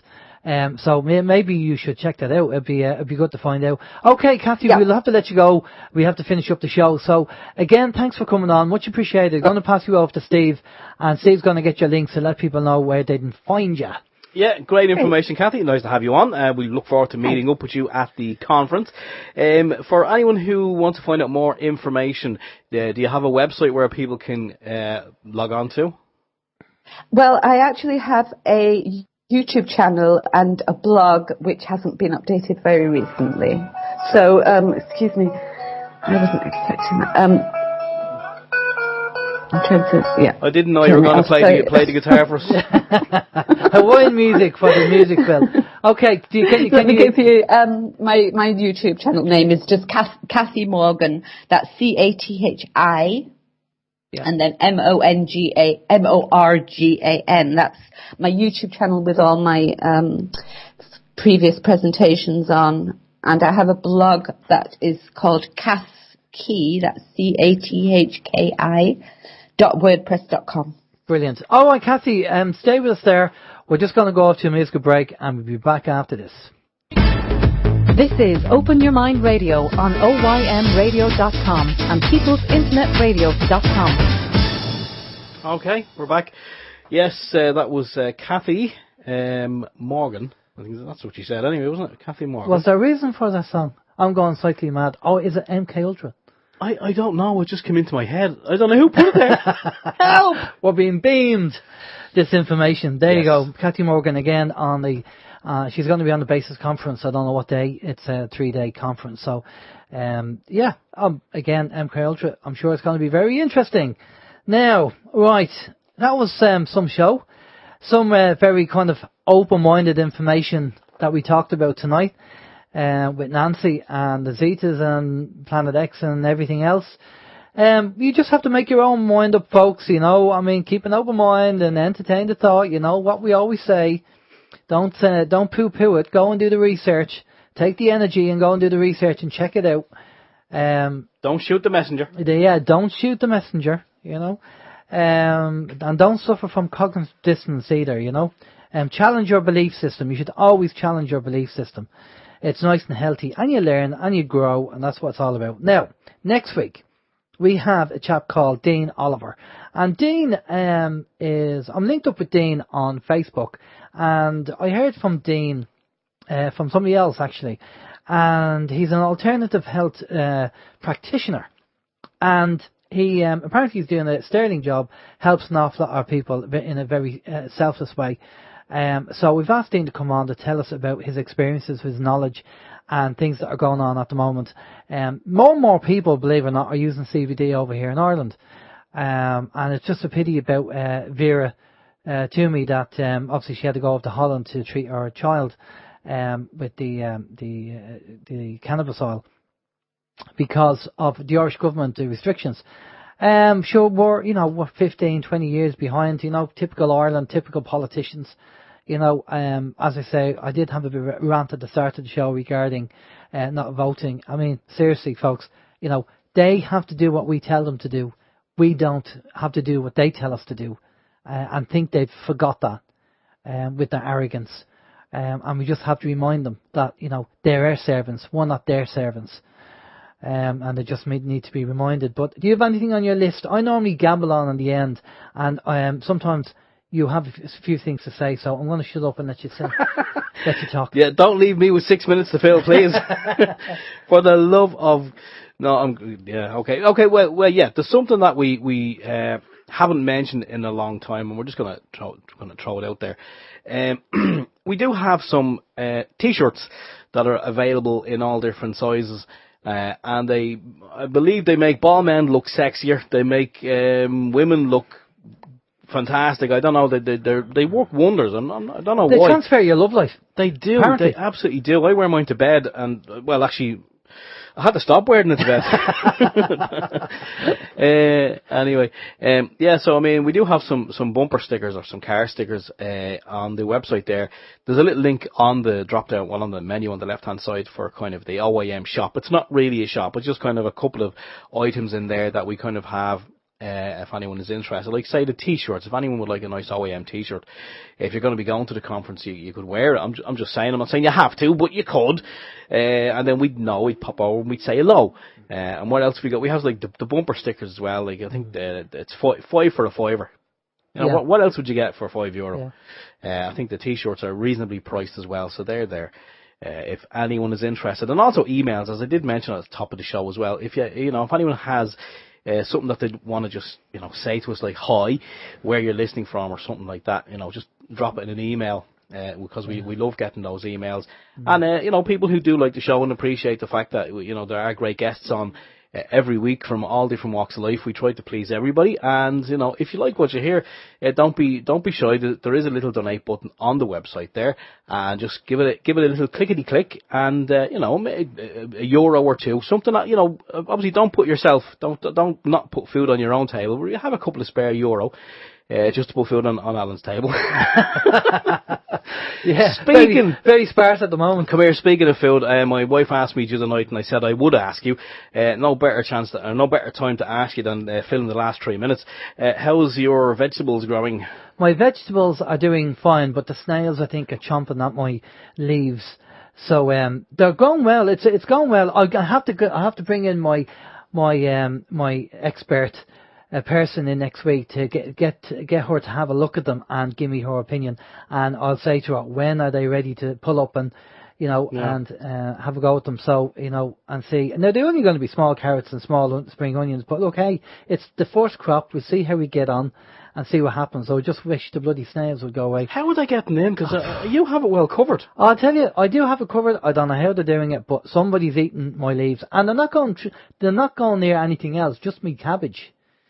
So I don't know. Well, what was it? Did you tell me that story before? Where was it? Your father was buying vegetables or something, and there was a head of lettuce or whatever, a cabbage, and there was little bite marks gone over, and that was your story, wasn't it? Yeah. It was my brother-in-law's uncle, and he said if it's good enough for them, it's good enough for me. Absolutely. They wouldn't be eating anything that's bad for them. So it's a good sign that if they're eating leaves, then it must be good stuff. You know, so, but there you go. So, next week, as I say, Dean, Oliver, if you have any information, I have been receiving links in and video links being sent in. Thanks for sending them in. I'm playing catch up at the moment because from a personal point of view, you know, OYM is a full-time job, but I also have a personal life and there's things going on with that as well and have to be done, and that has to take priority as well, I'm afraid. So I am a bit behind and looking on YouTube videos and information, but look, send them in anyway and we'll have a look at them, and we'll just see, you know, if there's anything relevant. We do get other links in and information in, and unfortunately we can't cover everything because we'd be filling the show up with loads of information and not have time for the guests. But if we find it relevant or we think it'd be good for the show, we'll stick it in and have a chat about it. But for myself anyway, Alan James, take it easy. Have a safe week. Have a good week. The winter's coming in. I know we're in autumn, but it's starting to get a bit cold and everything else, so we'll have to start getting things organised, get the oil in and everything else. But if you have any news, let us know anyway. But for myself, take it easy. See you next week. Bye-bye. Okay, and it's been a very, very informative show this evening, so do tune in again next week. We know a lot of people who do tune in, you're kind of diehards, and we really do appreciate seeing your name popping up in the chat room week after week. It's nice to know that we are, you know, we're kind of making a difference, I suppose, if that could be, you know, if we could use that term. But it definitely makes a difference to us that you're there every week listening to us gabble on, as Alan says. Okay, from myself, Stephen George, it's been absolutely fantastic. We will catch you all again in 7 days' time. Vin is up next on People's Internet Radio, so stay there. Stay tuned for Vin. And that's our lot. Take care. Bye-bye.